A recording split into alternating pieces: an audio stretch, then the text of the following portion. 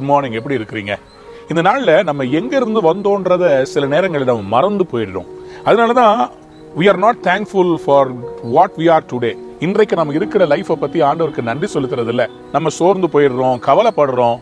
பல காரியங்கள் எதற்காகன்னு சொன்னால் நம்ம பழசை மறக்கிறது இல்லை. ஒரு புகழ்பெற்ற ஒரு photographer, a world famous photographer was traveling in his car. காலையில பிஸி டிராஃபிக் ஜங்ஷன்ல ஒரு சின்ன பையன் வந்து அவர்கிட்ட பிச்சை கேட்கறதுக்காக வந்தான். காரை தட்டி அவன் பிச்சை கேட்டான். அப்போ இவர் என்ன பண்ணாருன்னா, அவர் வழக்கத்தின்படியே அவர் கையில இருக்கிற அந்த கேமரா வச்சு டக்குன்னு அவனை ஒரு படம் எடுத்தார். படம் எடுத்துட்டு அவர் கிளாஸ் இறக்கணும்னு அந்த பையன் சொன்னா, எனக்கு யாருமே இல்லைங்க, எனக்கு சாப்பாடு இல்லைங்க, எனக்கு தங்குறதுக்கு இடம் இல்லை, எனக்கு உதவி செய்வீங்களான்னு கேட்டார். உடனே இவர் என்ன பண்ணாரு, சரி வாப்பா அப்படின்னு சொல்லிட்டு கார் கதவை திறந்து அவனை உள்ளே ஏற்றி தன்னுடைய வீட்டுக்கு அழைத்து கொண்டு போய், இவர் சிங்களா இருந்தனால சொந்த மகனை போல அவனை வளர்த்தாருங்க. But this boy, he grew up with this photographer.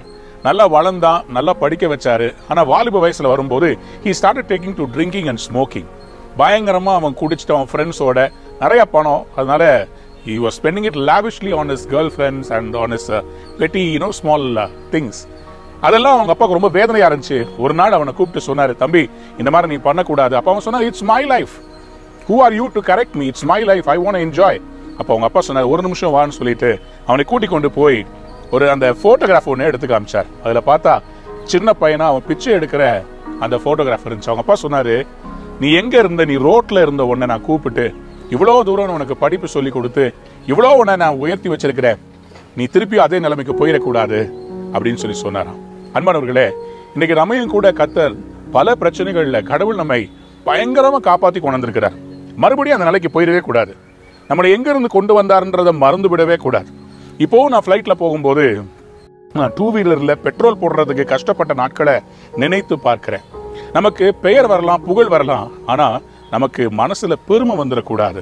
மக்களை மதிக்கிறத நம்ம நிறுத்திடக்கூடாது. கடவுளை தேடுறத நம்ம நிறுத்திடக்கூடாது. தேவைக்கு மட்டும் நம்ம கடவுளை தேடுறோம், ஆனா தேவைகள்லாம் சந்தித்த பிறகு கடவுளை நம்ம தேடுறதில்ல, அவருடைய வழிகளை நம்ம தேடுறதில்ல, அவருடைய வேதத்தை வாசிக்கிறது இல்லை, ஜெபிக்கிறது இல்லை, அவரோட கூட உறவாடுறது இல்லை. ஏன்னா இப்போ எல்லாமே நமக்கு கிடைச்சிருச்சு.